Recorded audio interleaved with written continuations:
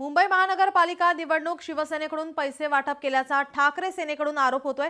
चेंबूरमधील ward क्रमांक 153 मधील हा प्रकार समोर येतोय। ठाकरे सेनेचे माजी नगरसेवक अनिल पाटणकरांचा हा आरोप होतोय।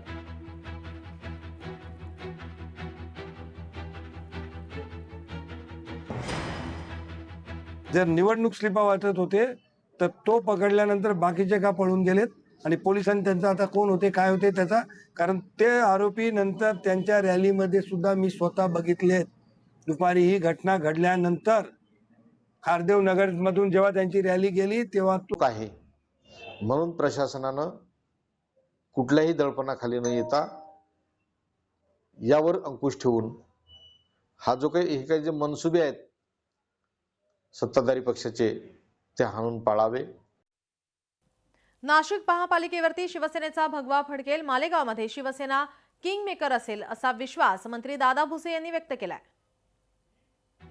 आता जिथपर्यंत महानगरपालिकांच्या निवडणुकीचा विषय तर अतिशय सकारात्मक वातावरण नाशिक महानगरपालिकेच्या संदर्भात, मालेगाव महानगरपालिकेच्या संदर्भात आणि धुळे महानगरपालिकेच्या संदर्भामध्ये त्या ठिकाणी आहे।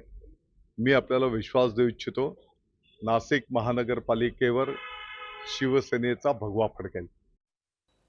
अहिल्यानगर महापालिका निवडणुकीची रणधुमाळी। 345 मतदान केंद्रांवर 1800 कर्मचाऱ्यांची नियुक्ती करण्यात आली आहे। नागरिकांनी निर्भयपणे मतदानाचा हक्क बजवावा, महापालिका आयुक्त यशवंत डांगेंनी मतदारांना आवाहन केलंय। अहिल्यानगर महानगरपालिकेच्या 17 प्रभागामधून 68 जागांसाठी दिनांक 15 जानेवारी रोजी सकाळी 7:30 ते 5:30 दरम्यान मतदान होणार आहे। महापालिकेच्या या मतदान प्रक्रियेसाठी 1800 कर्मचाऱ्यांची नेमणूक केलेली आहे। शहरातील जे 4 नंबर जो मुकुंदनगरचा प्रभाग आहे किंवा 5 नंबर जो प्रभाग आहे त्या ठिकाणी जास्तीचा बंदोबस्त द्यावा अशी पोलिसांना देखील विनंती केलेली आहे। नाशिक महापालिका निवडणुकीची रणधुमाळी। निवडणुकीसाठी पोलिसांचा मोठा फौजफाटा तैनात करण्यात आलाय। मतमोजणीच्या दिवशी पोलिसांचा त्रिस्तरीय बंदोबस्त ठेवण्यात आलेला आहे। नाशिक शहर पोलीस पूर्णपणे इलेक्शन वोटिंग आणि काउंटिंगसाठी तयार आहे।